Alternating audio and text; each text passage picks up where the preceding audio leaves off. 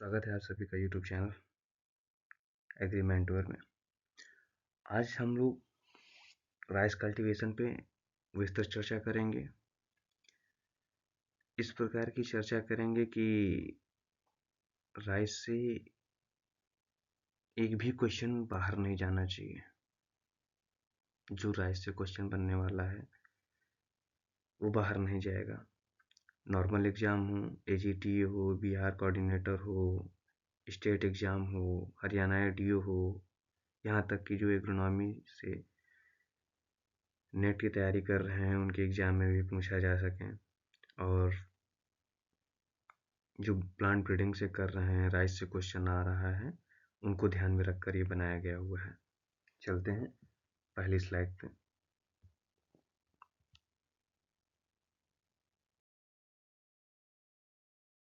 तो एक एक करके हम बात करेंगे। तो धान का वैज्ञानिक नाम राइजा सटाइवा है।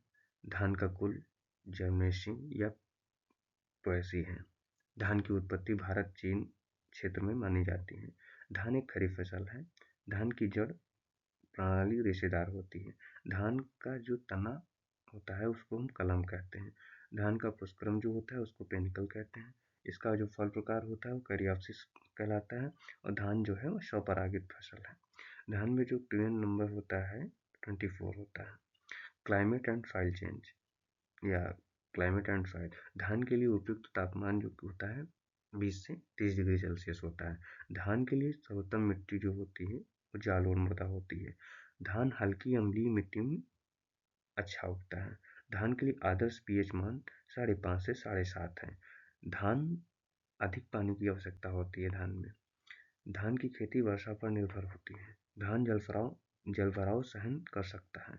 धान की फसल आर्द्रता जलवायु में सफल होती है। धान सूखा सहनशील फसल नहीं है।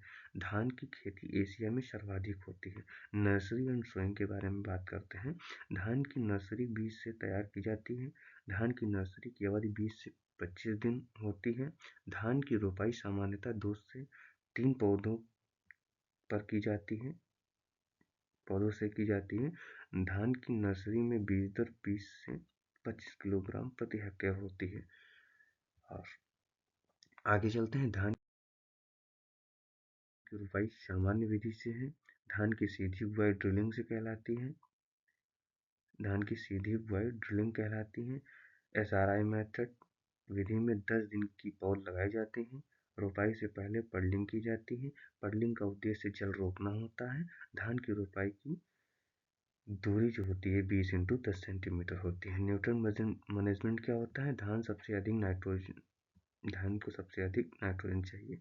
नाइट्रोजन की कमी से पत्तियां पीली पड़ जाती हैं। फास्फोरस जड़ विकास में सहायक होता है। पोटाश की पौधों को मजबूत बनाता है। जिंक कमी से खैरा रोग होता है। मोस्ट इंपॉर्टेंट क्वेश्चन है, हर एग्जाम में चिपका दिया जाता है। धान से हरी खाद के लिए ढांचा प्रयोग करते हैं। धान जैव उर्वरकों पर अच्छी प्रतिक्रिया देता है। HYV हाई यील्डिंग वैरायटी धान उर्वरकों पर आधारित अधिक प्रतिक्रिया देता है। संतुलित उर्वरक से उपज बढ़ती है। धान में क्रॉप ड्रेसिंग टिलरिंग पर की जाती है। इरिगेशन क्या होता है? धान में 5 से 10 सेंटीमीटर जल स्तर उपयुक्त होना चाहिए। धान की सर्वाधिक पानी फूल अवस्था में चाहिए होता है। पकाऊ अवस्था पर जल निकास आवश्यक करें। धान में पडलिंग सिंचाई की जाती है, फ्लडिंग सिंचाई की जाती है। अधिक जल से जल सड़न होता है। सूखे में धान की उपज घट जाती है। SRI मेथड में कम पानी प्रयोग होता है। जल प्रबंधन उपज का मुख्य कारक है। धान जल प्रिय फसल है। खेत का समतलीकरण जल बचाता है। वीट पेस्ट एंड डिजीज की बात करते हैं। धान का प्रमुख खरपतवार इकाइनोकोला है। खरपतवार प्रतिस्पर्धा 20 से 40 दिन में अधिक होता है। धान का प्रमुख कीट तनाछेदक है। तनाछेदक से मृत हृदय बनता है। ब्लास्ट धान की प्रमुख बीमारी है। ब्लास्ट का कारण पेरिकुलेरिया ओराइजी है। जीवाणु पत्ती झुलसा का कारण जेंथ्रोमोनास है। सीड ब्लाइट का कारण राइजोटोनिया सोलोनाई है। ब्राउन स्पॉट का कारण हेलिकोबैक्टर है। टुंगरू एक विषाणु रोग है। लैट्रिक्स एंड ब्रीडिंग। भारत की पहली हाई यील्डिंग वैरायटी धान किस्म IR8 है। IR8 फिलीपींस से आई हुई है। ये सारे मोस्ट इम्पॉर्टेंट क्वेश्चन हैं, किसी न किसी एग्जाम से उठाए गए हैं, पूछे गए हैं। उनका सारों का समावेश हम आपको इस वीडियो में लेके आए हैं। एक बार इस वीडियो को कान में ईयरबड लगा के एकांत में बैठकर अपनी आंखों के सामने से निकालिए और ध्यानपूर्वक सुनिए। कहीं न कहीं आपको सारे क्वेश्चन आपको हर एग्जाम में देखने को मिल जाएंगे। जया एक हाई यील्डिंग वैरायटी धान किस्म है। स्वर्णा पूर्व भारत में लोकप्रिय है। बासमती एक सुगंधित किस्म है। धान मुख्यतः स्वपरागित फसल है। धान सुधार में शुद्ध रेखा चयन का उपयोग करते हैं। शुद्ध रेखा चयन प्योर लाइन सिस्टम का बात कर रहे हैं, इंग्लिश में इसको कहते हैं। हाई यील्डिंग वैरायटी किस्में बौने कच्ची होती हैं। संकर धान में नर बांझपन का प्रयोग होता है। SMS का अर्थ होता है cytoplasmic male sterility. Harvest and yield की बात करते हैं। धान की कटाई पूर्ण पकाव पर की जाती है। धान की कटाई पर नमी जो होती है दानों में 20 से 25% नमी होनी चाहिए। कटाई के बाद मड़ाई की जाती है। धान का मुख्यतः उत्पाद चावल होता है। धान का उत्पाद भूसी होता है। धान की उपज कुंटल हेक्टेयर में मापी जाती है। समय पर कटाई करने से नुकसान कम होता है। जैसे जो लेट हो जाता है तो बीज झड़ने लगता है, उसी खेत में रह जाता है। तो हाई यील्डिंग वैरायटी से उत्पादन अधिक होता है। खरपतवार से उपज में सर्वाधिक हानि होती है। फसल चक्र से रोग कम होते हैं। धान भारत की प्रमुख खाद्यान्न फसल है। धान की खेती श्रम साध्य होती है। धान में IPM का प्रयोग किया जाता है। धान की खेती छोटे किसानों में लोकप्रिय है। धान में बीजोपचार आवश्यक होता है। अधिक नाइट्रोजन से लॉजिंग हो जाती है। धान की फसल उपज किस्म पर निर्भर करती है। धान एशिया की मुख्य भोजन फसल है। धान का दाना एंडोस्पर्म से भरपूर होता है। चावल मुख्यतः कार्बोहाइड्रेट का स्रोत होता है। धान मोनोकाट पौधा होता है। धान की पत्तियां सक्रिय व लंबी होती हैं।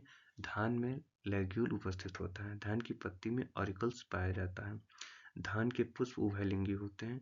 धान का भ्रूण दाने से एक सिरे पर घिरा होता है। धान के परागण हल्के होते हैं। धान में बाल निकलने की अवस्था हेडिंग कहलाती है। धान में दाना भरने की अवस्था ग्रेन फिलिंग कहलाती है। धान में कल्लों की संख्या उपज को प्रभावित करती है। धान की खेती वर्षा आधारित है। धान का पौधा मोनोकाट है। धान में कल्ले निकलना की क्रिया को टिलरिंग कहते हैं। फूल आने की अवस्था को हेडिंग कहते हैं। धान की सबसे संवेदनशील अवस्था फूल अवस्था होती है। धान में रोग प्रबंधन समेकित होना चाहिए। धान में कीट नियंत्रण IPM से किया जाता है। धान की गुणवत्ता किस्म पर निर्भर आधारित होती है। उन्नत तकनीकी से धान उत्पादन बढ़ता है। धान भारत की अर्थव्यवस्था से महत्वपूर्ण है। धान के लिए न्यूनतम तापमान 16 डिग्री सेल्सियस माना जाता है। धान की अधिकतम तापमान 35 डिग्री सेल्सियस है। धान भारी मिट्टी में भी उग सकता है। धान अम्लीय मिट्टी सहन कर सकता है। क्षारीय मिट्टी धान के लिए अनुपयुक्त होती है। धान की खेती निम्न भूमियों में से अधिक सफल होती है। धान अधिक वर्षा वाले क्षेत्रों की फसल है। धान हिमालयी क्षेत्रों में कम उगाया जाता है। धान की फसल बाढ़ सहनशील होती है। लंबे समय तक सूखा धान को नुकसान पहुंचा सकता है। धान की नर्सरी गीली विधि से तैयार की जाती है। धान की नर्सरी के लिए समतल भूमि आवश्यक है। धान में जल निकास की व्यवस्था होनी चाहिए। धान की पौधा उखाड़ते समय जड़ सुरक्षित रखी जाती है। धान रोपाई सुबह शाम में को करना अच्छा होता है। धान के समय खेत में कीचड़ होना चाहिए। देर से रोपाई करने पर उपज घटती है। नर्सरी में बीजोपचार आवश्यक होता है। रोपाई के बाद हल्का जल भराव किया जाता है। SRI में एक ही पौधे रोपी जाती हैं। न्यूट्रिएंट मैनेजमेंट नाइट्रोजन पौधे की हरित वृद्धि बढ़ाता है। फास्फोरस फूल व जड़ विकास में सहायक होता है। पोटास रोग प्रतिरोधक क्षमता बढ़ाता है। सल्फर की कमी से पत्तियां हल्की पीली पड़ जाती हैं। जिंक की कमी से पत्तियां कांस्य रंग की हो जाती हैं। धान में जिंक सल्फेट का प्रयोग किया जाता है। जैव उर्वरक मिट्टी से उर्वरता बढ़ाता है। हरी खाद मिट्टी में कार्बनिक पदार्थ बढ़ाती है। अत्यधिक नाइट्रोजन से पौधे गिर जाते हैं। उर्वरक की मात्रा किस्म पर निर्भर करती है। इरिगेशन मैनेजमेंट, रोपाई के तुरंत बाद पानी जरूरी होता है। टिल्लिंग अवस्था में पर्याप्त नमी की आवश्यकता होती है। फूल अवस्था में पानी की कमी से दाने नहीं भर पाते हैं। पकाऊ अवस्था में अधिक पानी हानिकारक होता है। जल निकास से दाने जल्दी पकते हैं। धान की खेती में जल प्रबंधन अत्यंत महत्वपूर्ण होता है। समतल खेत में पानी समान रूप से फैलता है। एसआरआई मेथड में वैकल्पिक सिंचाई होती है। जल संरक्षण से लागत कम होती है। अधिक जल से पोषक तत्वों को हानि होती है। वीड मैनेजमेंट, खरपतवार धान से पोषक तत्व छीनते हैं। धान में सकरी पत्ती वाले खरपतवार अधिक होते हैं। इकाइनोकोला धान का प्रमुख खरपतवार है। खरपतवार प्रारंभिक अवस्था में अधिक करते हैं। समय समय पर निराई गुड़ाई करना आवश्यक होता है। हाथ से निराई गुड़ाई पारंपरिक विधि है। रासायनिक खरपतवारनाशी का प्रयोग किया जाता है। एकीकृत खरपतवार प्रबंधन सर्वोत्तम है। अधिक खरपतवार से उपज 3 से 4% रिड्यूस होती है, घट जा सकती है। साफ खेत से रोग कम लगता है। डिजीज और इंसेक्ट, तना छेदक धान का प्रमुख कीट है। तना छेदक से मृत हृदय बनता है। बाल निकलने पर तना छेदक बाल सफेद बाल बन जाते हैं। भूरा का टुंगरू रोग फैलाता है। ब्लास्ट रोग आर्द्रता मौसम में फैलता है। ब्लास्ट पत्ती तथा तना और बाल को प्रभावित करता है। शीत ब्लाइट अधिक नमी से होता है। ब्राउन स्पॉट खराब मिट्टी से अधिक होता है। रोग प्रतिरोधी किस्मों में उपयोगी होती है। बीज उपचार से रोग कम होते हैं। Variety and breeding, high yielding variety किस्में अधिक उपज देती हैं। HYV किस्में उर्वरकों पर अधिक प्रतिक्रिया देती हैं। संकर धान की उपज सामान्य से अधिक होती है। संकर धान में बीज लागत अधिक होती है। बासमती निर्यात की प्रमुख किस्म है। स्वर्णा मध्यम अवधि की किस्म है। जया सिंचित क्षेत्रों के लिए उपयुक्त है। धान सुधार में चयन विधि का प्रमुख है और परिवर्तन विधि भी सुधार में उपयोग होती है। संकर बीज हर वर्ष नया लेना पड़ता है। धान की कटाई हाथ या मशीन से की जा सकती है। समय से पहले कटाई से दाने हल्के होते हैं। देर से कटाई करने से दाने झड़ते हैं। मड़ाई से दाने अलग किए जा सकते हैं। सुखाने से भंडारण क्षमता घटती है। भंडारण में नमी कम रखनी चाहिए। धान के छिलके को भूसी कहते हैं। चोकर पोषक तत्वों से भरपूर होता है। चावल मुख्य खाद्य पदार्थ है। भूसी ईंधन के रूप में प्रयोग होती है। धान भारत की प्रमुख नकदी फसल नहीं है। धान ग्रामीण अर्थव्यवस्था का आधार है। धान की खेती रोजगार प्रदान करती है। धान उत्पादन में भारत विश्व में अग्रणी है। धान खाद्य सुरक्षा में महत्वपूर्ण है। उन्नत तकनीकी से उत्पादन बढ़ता है। जलवायु परिवर्तन धान को प्रभावित कर सकता है। सूखा सहनशील किस्मों को विकसित की जा रही है। बाढ़ सहनशील किस्में भी उपलब्ध हैं। धान की खेती भारत में सदियों से होती आ रही है। ओराइजा सटाइवा प्राथमिक रूप से एशियाई प्रजाति है। ओराइजा जलवेरियम अफ्रीका धान की प्रजाति है। धान का प्राथमिक जीन पूल ओराइजा सटाइवा ही है। धान का द्वितीयक जीन पूल ओराइजा ग्लेवेरिमा है। जंगली धान प्रजाति तृतीयक जीन पूल में आती है। धान में क्रोमोसोम संख्या 2 × 24 होती है। धान का जीनोम आकार लगभग 430 MB होता है। धान में अधिकांश लक्षण बहुजीन नियंत्रित करते हैं। उपज एक मात्रात्मक क्वांटिटिव लक्षण है। धान में बौनापन रिसेसिव जीन से नियंत्रित होता है। SD1 जीन धान में बौनेपन के लिए उत्तरदायी होता है। SD1 जीन धान में बौनेपन के लिए उत्तरदायी सब ब्रीडिंग धान सुधार का प्रमुख उद्देश्य उच्च उपज है। हाइल्डिंग वैरायटी ब्रीडिंग का लक्ष्य लॉजिंग और रेसिस्टेंट होता है। रोग प्रतिरोधी ब्रीडिंग का मुख्य उद्देश्य स्थायित्व होता है। कीट प्रतिरोधी ब्रीडिंग की रसायन प्रयोग घटता है। गुणवत्ता सुधार में दाने की लंबाई महत्वपूर्ण है। सुगंध दाने में रिसेसिव लक्षण है। बाढ़ सहनशीलता ब्रीडिंग का विशेष उद्देश्य है। सूखा सहनशीलता एक जटिल लक्षण है। पोषक तत्व बायोफोर्टिफिकेशन में सुधारी जाते हैं। जल उपयोग दक्षता मॉडर्न ब्रीडिंग का लक्ष्य है। धान का स्वपरागृत फसल है, इसलिए इसकी चयन विधियां प्रभावी होती हैं। शुद्ध रेखा चयन धान में सर्वाधिक उपयोगी विधि है। मास चयन धान में सीमित उपयोगी है। बैकक्रॉस विधि से जीन स्थानांतरण हेतु प्रयोग की जाती है। रोग प्रतिरोधी के लिए बैकक्रॉस उपयुक्त है। पेडिग्री विधि धान सुधार में व्यापक है। बल्क विधि प्रारंभिक पीढ़ियों में उपयोगी होता है। एसएसडी विधि से पीढ़ियां शीघ्र बढ़ाई जा सकती हैं। उत्परिवर्तन म्यूटेशन ब्रीडिंग धान में सफल रही है। गामा किरणें सामान्य म्यूटाजीन है। संकर धान में हेटेरोसिस पर आधारित होती है। संकर धान में उपज लाभ लगभग 15 से 25% होता है। सीएमएस प्रणाली से हाइब्रिड राइस का आधार है। सीएमएस लाइन ए लाइन कहलाती है। सीएमएस लाइन ए लाइन कहलाती है। मेंटेनर लाइन बी लाइन कहलाती है। रिस्टोरर लाइन को आर लाइन कहलाती है। सीएमएस को साइटोप्लाज्मिक मेल स्टेरिलिटी विरासत दर्शाता है। WSMS सबसे अधिक प्रयुक्त सीएमएस स्रोत है। संकर बीज उत्पादन में आइसोलेशन आवश्यक है। संकर धान में बीज लागत अधिक होती है। नर बांझपन परागण निर्माण को रोकता है। एसएमएस में माइटोकॉन्ड्रियल जीन भूमिका निभाते हैं। न्यूक्लियर जीन फर्टिलिटी रिस्टोर करते हैं। टीजीएमएस ताप पर निर्भर नर बांझपन दर्शाता है। पीजीएमएस प्रकाश अवधि पर निर्भरता है।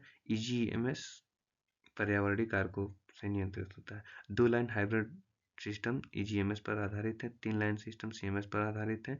टीजीएमएस लाइनें बीज उत्पादन सरल बनाते हैं। फर्टिलिटी रिस्टोरेंस डोमिनेंट जीन द्वारा नियंत्रित होती है। राष्ट्र प्रतिरोधी ब्रीडिंग में मेजर जीन्स प्रयुक्त होते हैं। एक्स से जीन्स जीवाणु पत्ती झुलसा प्रतिरोध देते हैं। एक्स से 21 एक व्यापक प्रतिरोधी जीन है। पीआई जीन्स ब्लास्टा प्रतिरोध से जुड़ी है। रोग प्रतिरोधी जीन पैरामेडिन से स्थायी होती है। मांस रोग प्रतिरोधी ब्रीडिंग को तेज करता है। सब1 जीन बाढ़ सहनशीलता देता है। सब1 जीन जो है बाढ़ सहनशीलता देता है। सूखा सहनशीलता पॉलीजेनिक लक्षण है। लव और सहनशीलता कोस्टल क्षेत्रों हेतु आवश्यक है। सॉल्टोल क्यूटियल लक्षण सहनशीलता से संबंधित है। एमाइलोज कंटेंट खाने की गुणवत्ता तय करता है। उच्च एमाइलोज में चावल कठोर होता है। सुगंध जो होती है 2AP कंपाउंड के कारण होती है, जो चावल में सुगंध आती है। सुगंध रेसेसिव इनहेरिटेंस को दर्शाती है।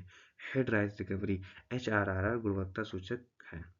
जेल कंसिस्टेंसी नरमपन दर्शाती है। Alkaline spreading value gel digestion से जुड़ा होता है। कुकिंग क्वालिटी उपभोक्ता पसंद तय करती है। मिलिंग क्वालिटी ब्रीडिंग का प्रमुख लक्षण है। मार्कर असिस्टेड सिलेक्शन मास सिलेक्शन सटीक ब्रीडिंग विधि है। क्यूटियल मैपिंग जटिल लक्षणों में सहायक है। जीनोमिक सिलेक्शन भविष्य की ब्रीडिंग को दर्शाता है। ट्रांसजेनिक राइस विशिष्ट जीन जोड़कर विकसित होता है। बीटी राइस कीट प्रतिरोधी हेतु विकसित किया गया था। Golden rice vitamin A biofortified है। टिश्यू कल्चर रैपिड मल्टीप्लिकेशन में सहायक होता है। एंथर कल्चर से डबल हैप्लॉइड बनते हैं। DH line double haploid lines breeding को तेज करती है। स्पीड ब्रीडिंग से जनरेशन समय घटता है। यील्ड ट्रेड्स वर्टिकल एवोल्यूशन का आधार है। मल्टी लोकेशन ट्रायल स्थिरता को जांचते हैं। G/E इंटरेक्शन उपज को अधिक प्रभाव करता है। G/E जीनोटाइपिक और इन्वायरमेंट इंटरेक्शन उपज को प्रभावित करता है। स्थिर किस्में व्यापक अनुकूल दर्शाती हैं। ICRP धान सुधार का राष्ट्रीय नेटवर्क है।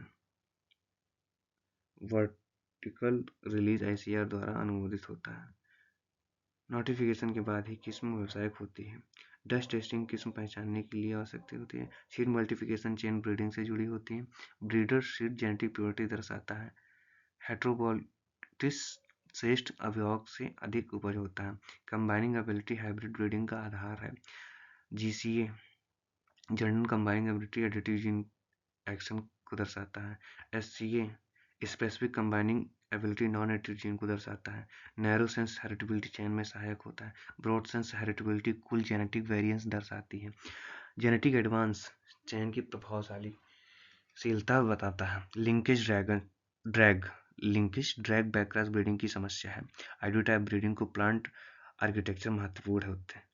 राइस ब्रीडिंग का सतत और गतिशील प्रक्रिया है। धान में जेनेटिक इरोजन आधुनिक कृषि की प्रमुख समस्या है। लैंड रेसेस धान के मूल्यवान जीन स्रोत होते हैं। जर्मप्लाज्म कंजर्वेशन एक्स सीटू और इन सीटू दोनों में होता है। जीन बैंक में धान का बीज 18 डिग्री सेल्सियस पर सुरक्षित किया जाता है। कोर कलेक्शन कुल जर्मप्लाज्म का प्रतिनिधि भाग होता है। मिनी कोर कलेक्शन डाइवर्सिटी का संक्षिप्त रूप होता है। वाइल्ड रिलेटिव स्ट्रेस टॉलरेंस के प्रमुख स्रोत हैं। ओराइजा रूफियोगन धान प्रमुख जंगली पूर्वज हैं। ओराइजा नेवेरिया वार्षिक जंगली प्रजाति है। जेनेटिक डाइवर्सिटी ब्रीडिंग सफलता को प्रभावित करती है। ये सारे क्वेश्चन ASRB नेट ब्रीडिंग में और एग्रोनॉमी में पूछे जा चुके हैं। धान डिप्लॉयड फसल है। धान में AA जीनोम सबसे सामान्य होता है। ओराइजा ग्लेवेरिमा भी AA जीनोम रखती है। BB और CC जीनोम जंगली प्रजातियों में पाए जाते हैं। एन्यूप्लॉयड ब्रीडिंग में सीमित उपयोगी होता है। पॉलीप्लॉयड धान में सर्वाधिक नहीं हुए। क्रोमोसोम पेयरिंग हाइब्रिड फर्टिलिटी को प्रभावित करता है। जीनोम सीक्वेंसिंग से जीन डिस्कवरी जल्दी होती है। राइस पहला क्रॉप है जिसमें जीनोम सीक्वेंस पूरा हुआ है आज तक। फंक्शनल जीनोमिक्स जीन फंक्शन समझने में सहायक होता है। उपज लो हेरिडेबिलिटी क्लचर है। दाने की लंबाई मॉडरेट हेरिटेबिलिटी दर्शाती है। चयन एडेक्टिव वेरिएंस पर निर्भर करता है। डोमिनेंस वेरिएंस हाइब्रिड विगर से जुड़ा होता है। एपिस्टैटिक कॉम्प्लेक्स ट्रेट से महत्वपूर्ण है। फेनोटाइप वेरिएंस है। Genotype plus environment plus genotype और इन्वायरमेंट होती है। हेरिडिटी प्लस हाई GA चयन के लिए आदर्श है। कोरिलेटेड रिस्पांस सिलेक्शन को प्रभावित करता है। पाथ एनालिसिस उपज घटकों का योगदान बनाती है। सिलेक्शन इंडेक्स मल्टीपल ट्रेड सुधारने में सहायक होती है। हेटेरोसिस एक्सप्रेशन इन्वायरमेंट पर निर्भर करती है। यील्ड हेटेरोसिस बायोमास और हार्वेस्ट इंडेक्स से जुड़ा होता है। रिस्टोरर जीन्स न्यूक्लियर जीनोम से स्थित होते हैं। पैरेंटल रिस्टोरर बीज उत्पादन में समस्या पैदा करता है। CMS स्टेबिलिटी इन्वायरमेंट से प्रभावित होती है। WA-CMS इंडिका बैकग्राउंड में अधिक स्थिर होता है। Japonica into indica hybrid stability दिखाते हैं। वाइल्ड कंपेबिलिटी जीन्स स्टेबिलिटी कम करते हैं।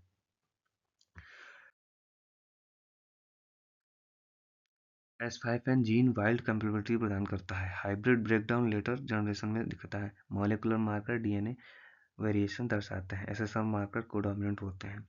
SNP marker genome wild coverage देता है। AFLP डोमिनेंट मार्कर प्रणाली है। मार्कर पॉलीमरिज्म सिलेक्शन एफिशिएंसी पर बढ़ाता है।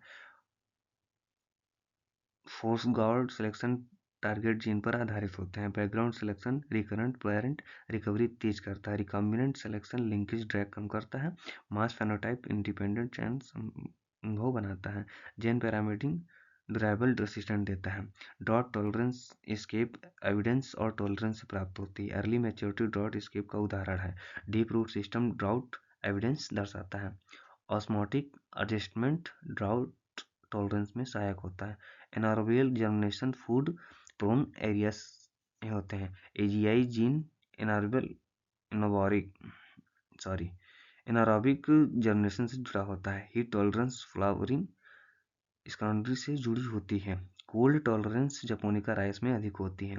सैलिनिटी टॉलरेंस सीडलिंग अवस्था में महत्वपूर्ण होती है। स्टेज स्पेसिफिक टॉलरेंस ब्रीडिंग में ध्यान देने योग्य है। आयरन रिच राइस एनीमिया कम करने में सहायक होता है। जिंक बायोफर्टिलाइजेशन से एंडोस्पर्म डिपोजिशन पर कार्य करता है। कन्वेंशनल ब्रीडिंग में जिंक राइस विकसित की गई है। बायोअवेलेबिलिटी में न्यूट्रिएंट ब्रीडिंग में महत्वपूर्ण होती है। Anti nutritional factor mineral Uptake को प्रभावित करता है। फैटी एसिड मिनरल एब्सॉर्प्शन कम करता है। लो फैटिक एसिड न्यूट्रेंट सुधारते हैं। प्रोटीन क्वालिटी लाइसिन कंटेंट से जुड़ी होती है। क्यूपीएम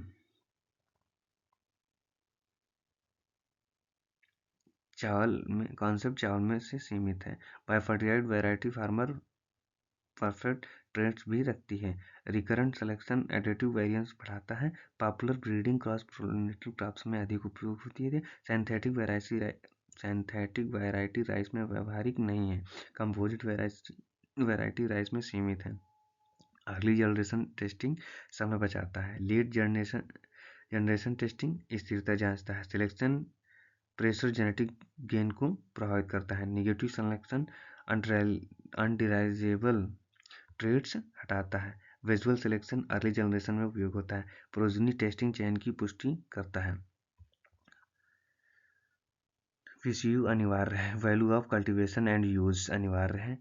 डिस्टिंक्टनेस किस्म पहचान का आधार है। यूनिफॉर्मिटी सीड क्वालिटी को दर्शाती है। स्टेबिलिटी मल्टी सीजन कंसिस्टेंसी दिखाती है। फार्मर पार्टिसिपेटरी ब्रीडिंग एडॉप्शन बढ़ाता है। सीड रिप्लेसमेंट और रेट प्रोडक्टिविटी से जुड़ी होती हैं। Hybrid rice SSR open pollinator से अलग होती हैं।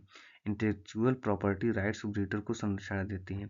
PPV and FRA act Bharat किस्म में संरक्षण करता है। बेनिफिट शेयरिंग और फार्मर राइट्स का भाग है। CRI SPR कैसिनोम एडिटिंग सटीक सुधार देता है। Gene knocks out functional studies में उपयोग होता है। बेस एडिटिंग पॉइंट म्यूटेशन के लिए उपयोगी होती है। स्पीड ब्रीडिंग और ऑफ सीजन में जनरेशन बढ़ता है। फेनोमिस हाइट और थॉसपर्ड पोर्ट्रेट मेजरमेंट है। AI ब्रीडिंग डिसीजन मेकिंग में सहायक होती है। Climate ready rice future breeding का लक्ष्य है। Multi stress tolerance next generation varieties की विशेषता है। सस्टेनेबिलिटी राइस ब्रीडिंग का केंद्रीय उद्देश्य है। राइस ब्रीडिंग फूड सिक्योरिटी का आधार है। धान एक C3 प्रकाशीय संश्लेषित फसल है। धान में ट्रिलिंग अवस्था वेजिटेटिव फेज में आती है। एडिटिव ट्रिलिंग में समय नाइट्रोजन की आवश्यकता अधिक होती है। धान में पेनिकल इंटेंशनल क्रिटिकल अवस्था है। फ्लैग लीफ धान में मुख्य फोटोसिंथेसिस पत्ती होती है। एंथेसिस प्रायः सुबह के समय होती है। धान में पॉलन वाइबिलिटी कम समय तक रहती है। हाई टेम्परेचर से स्पाइकलेट स्टेबिलिटी बढ़ती है। लो टेम्परेचर से वोटिंग स्टेज पर हानिकारक है। ग्रेन फिलिंग अधिक तापमान से प्रभावित होता है। पडलिंग से परलेशन लॉस कम होता है। एक्सेस पडलिंग जड़ वृद्धि को बाधित करता है। लाइन ट्रांसप्लांटिंग खरपतवार नियंत्रण में सहायक होता है। वाइडर स्पेसिंग से टिलर संख्या बढ़ती है। क्रॉस स्पेसिंग लॉजिंग की संभावना बढ़ाता है। सजेस्टेड प्लांटिंग फ्लावरिंग को प्रभावित करता है। सीड रेट वैरायटी और मेथड पर निर्भर करता है। डायरेक्ट सीडेड राइस में अर्ली वीड प्रेशर अधिक कम होता है। मैकेनिकल ट्रांसप्लांटिंग लेबर बचाता है। क्रॉप ज्योमेट्री उपज निर्धारण में महत्वपूर्ण होता है। ये सारे क्वेश्चन किसी न किसी एग्जाम में पूछे गए हैं और SRB और ARS को ध्यान में रख के वीडियो बनाया गया है। Bihar coordinator UPSC IBPS FO आप किसी भी एग्रीकल्चर एग्जाम की तैयारी कर रहे हैं, अगर क्रॉप प्रोडक्शन में क्वेश्चन पूछा जा रहा है तो धान एक महत्वपूर्ण फसल है जिसमें से क्वेश्चन हर एक एग्जाम में उठा ही लेता है। चलते हैं आगे। रेड्यूस सॉइल कंडीशन धान की विशेषता है। फ्लोडेड सॉइल में Fe की मात्रा अधिक होती है और एमन टॉक्सिक जलभराव में देखी जा सकती है। समर्ज सॉइल में नाइट्रिफिकेशन रुक जाती है। डिनाइट्रिफिकेशन नाइट्रोजन हानि होती है। एमोनिकल नाइट्रोजन धान में अधिक स्थिर रहती है। फ्लडेड कंडीशन में pH नेचुरल की ओर जाता है। एसिडिक सॉइल में AI टॉक्सिक देखी जा सकती है। ऑर्गेनिक मैटर जलभराव में धीरे धीरे विघटित हो जाता है। रेड्यूस पोटेंशियल धान की मिट्टी में कम हो जाता है। एकाइनोकोला प्रजाति C4 वीड्स हैं। वीड्स और क्रॉप प्रोपगेशन प्रारंभिक अवस्था में तीव्र होती है। एक्वेटिक वीड फ्लोटेड राइस में पनपते हैं। वेडी राइस फसल के समान होने से खतरनाक होते हैं। वेडी राइस सीड स्टार्टिंग दर्शाता है। हर्बिसाइड रेजिस्टेंट एक उभरती समस्या है। रिपीटेड हर्बिसाइड यूज रेजिस्टेंस बढ़ाता है। इंटीग्रेटेड वीड मैनेजमेंट सबसे प्रभावी रणनीति है। Stale seed bed weed process घटाता है। Crop rotation weed seed bank कम करता है। उच्च नाइट्रोजन रोग संवेदनशीलता बढ़ाता है। घनी फसल में आर्द्रता अधिक रहती है। रोग प्रकोप माइक्रोक्लाइमेटी पर निर्भर करता है। वाटर स्प्लैश से रोग फैला होता है। कंटिन्यूअस राइस क्रॉपिंग रोग चक्र बढ़ाती है। अल्टरनेट बेडिंग रोग दाब कम कर सकता है। सेंटिनेशन रोग प्रबंधन का भाग है। सीड ब्राउन इनकेलियम प्रारंभिक संक्रमण का स्रोत होता है। फील्ड हाइजीन रोग नियंत्रण में सहायक होते हैं। संतुलित पोषण रोग सहनशीलता बढ़ाता है। मोनोक्रॉपिंग की कीट समस्या बढ़ाती है। सकिंग पेस्ट ड्रॉट कंडीशन में अधिक सक्रिय होते हैं। हाई ह्यूमिडिटी स्टेम बोरर को अनुकूल रखती है। लाइट ट्रैप निगरानी का साधन है। इकोनॉमिक थ्रेशोल्ड लेवल IPM का आधार है। नेचुरल इनमिक कीट पॉपुलेशन को नियंत्रित करता है। नीम बेस्ड प्रोडक्ट्स इको फ्रेंडली हैं। सीड ट्रीटमेंट प्रारंभिक कीट से बचाव करता है। कैलेंडर स्प्रेइंग IPM के विरुद्ध होता है। बैलेंस फर्टिलाइजर्स के कीट प्रकोप में होता है। फिजियोलॉजिकल मैच्योरिटी पर दाना कठोर हो जाता है। ओवर ड्राइंग से हेड रिकवरी घटती है। सन ड्राइंग से हेवन मॉइस्चर देता है। मैकेनिकल ड्राइंग से यूनिफॉर्मिटी बढ़ती है। हाई मॉइस्चर स्टोरेज को फंगल ग्रोथ होती है। स्टोरेज पेस्ट सेकेंडरी इन्फेस्टेशन करते हैं। हर्मेटिक स्टोरेज ऑक्सीजन कम करता है। ब्रोकन परसेंटेज मिलिंग प्रेशर पर कम का निर्भर करता है। पैराबोलिंग स्टार्च स्ट्रक्चर बदलता है। जनरलाइजेशन कुकिंग बिहेवियर तय करता है। राइस वीट सिस्टम उच्च भारत में प्रचलित है। कंटिन्यूअस राइस से सॉइल फैटिग्यू होती है। लेग्यूम इंक्लूज नाइट्रोजन बैलेंस सुधारता है। Rice fish system integrated farming का उदाहरण है। राइस फॉलो और में पल्सेस उगाई जाती हैं। Cropping intensity land use efficiency दर्शाती है। रेड्यूस मैनेजमेंट सस्टेनेबिलिटी से जुड़ा होता है।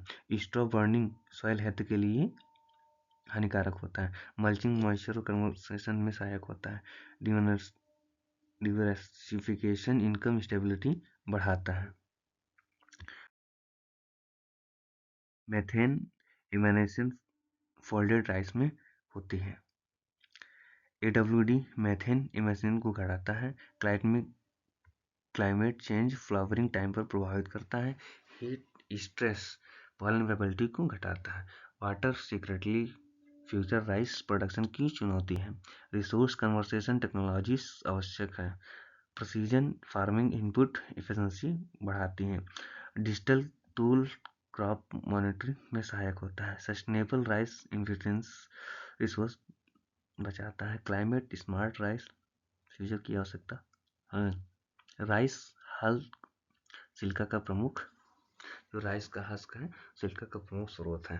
राइस बर्न्स तेल उद्योग में उपयोगी है। ब्राउन लेयर में एंटीऑक्सीडेंट पाए जाते हैं। ग्लाइसेमिक इंडेक्स राइस टाइप पर निर्भर करता है। स्टिकी राइस में एमिलोफेटिन अधिक होता है। एरोमेटिक राइस मार्केट वैल्यू बढ़ाता है। Export quality rice grain uniformity मांगता है। बासमती GI टैगेड उत्पाद है। वैल्यू एडिशन फार्मर इनकम बढ़ाती है। Rice value chain food system का अभिन्न अंग है। तो ये हमारे रहे राइस के क्वेश्चन जो विभिन्न एग्जामों में पूछे गए हैं। और ये आपके स्टेट वाइज एग्जाम और ASRB net UP CATET bank ये सभी एग्जामों के लिए महत्वपूर्ण क्वेश्चन थे। और आज की क्लास में बस इतना ही, और ऐसे वीडियो पाने के लिए आप सभी हमारे चैनल को लाइक, कमेंट और शेयर, सब्सक्राइब करें, ताकि हम आपके लिए ऐसे ही वीडियो बना के लाते रहें। Thank you for watching.